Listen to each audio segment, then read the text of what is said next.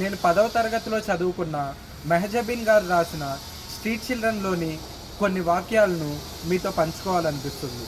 చెత్త కుప్పల్లో దొరికే వాటిని తీసి అపురూపంగా సంచిలో వేసుకునే వారిని చూస్తుంటే పురాతత్వ శాస్త్రవేత్తలు గుర్తుకు వస్తారు. అక్షరాలు దిద్దాల్సిన బాల్యం చిత్తు కాగితాల్లో చిక్కుబడిపోయింది. పాలు తాగాల్సిన బాల్యం పాల కవర్ల వేటలో చేజారిపోయింది. ఇటువంటి వీధి బాలల వ్యవస్థని నిర్మూలిస్తూ బాలల దత్తతను ప్రోత్సహిస్తూ మేము రాసిన ఈ చిన్ని కవిత మీకోసం. అనాథగా వస్తున్న ఈ అనాథ బ్రతుకులు అనతి కాలంలోనే అంతం కావాలని ముందడిగేద్దాం ముందు తరాలకు స్ఫూర్తిగా.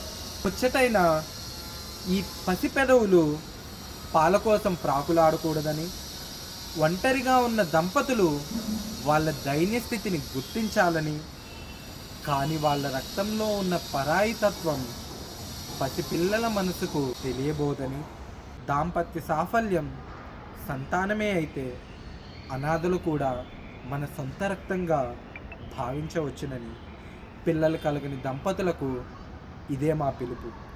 బాలల దత్తత మన బాధ్యత. వాళ్ళ ప్రేమను పొందడమే జీవిత సాఫల్యత. వీధి బాలలు లేని వీధులతో, పసి పాపల పాలనవ్వుల నురుగలతో దేశం వర్ధిల్లాలని ఆశిస్తూ తెలియజేస్తున్నాం బాలల దినోత్సవ శుభాకాంక్షలు.